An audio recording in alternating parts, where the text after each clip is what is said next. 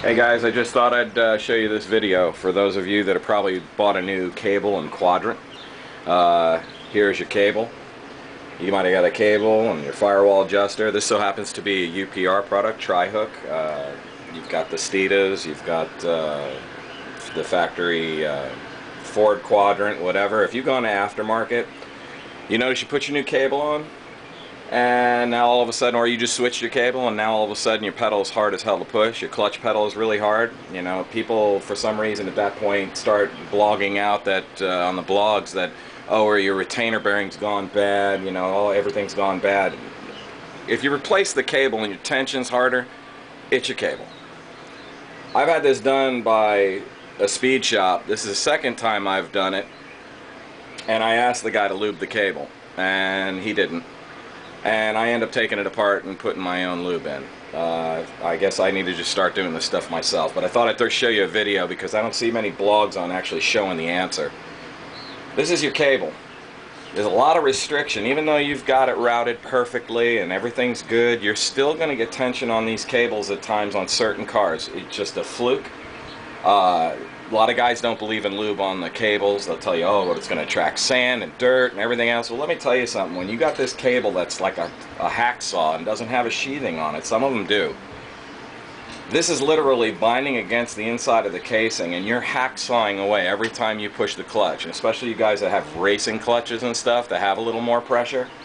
This is just hacksawing away at the inside of the casing, and you're going to have chunks of plastic blowing through it. So the best answer is to put the lube in. Don't worry about your sand and collection. Now, they do have special cable lubes specifically designed for it. I don't care for them.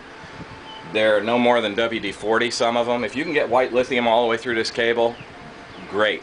I mean, if you got the patience to get it through there, do it. I use standard engine oil. Pull your cable over to the side. This happens to be a 20W50. I fill up this journal right here. This little top hat holds enough oil.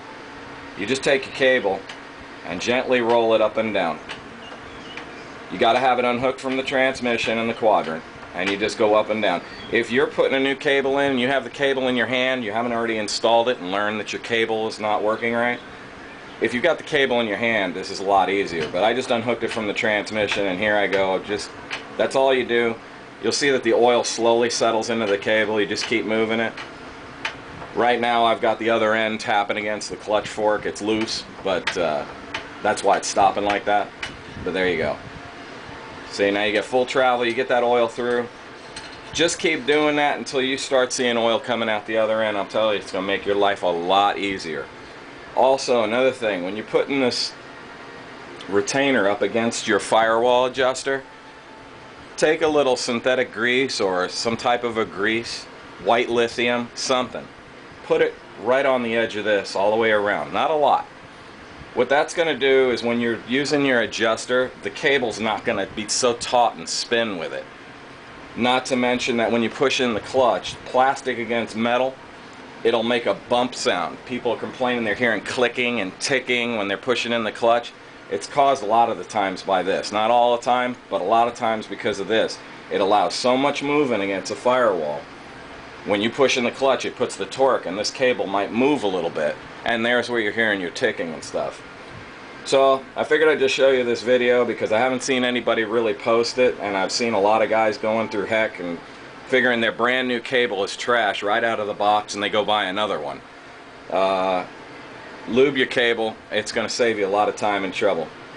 Good luck with it, and we'll hope to talk to you later.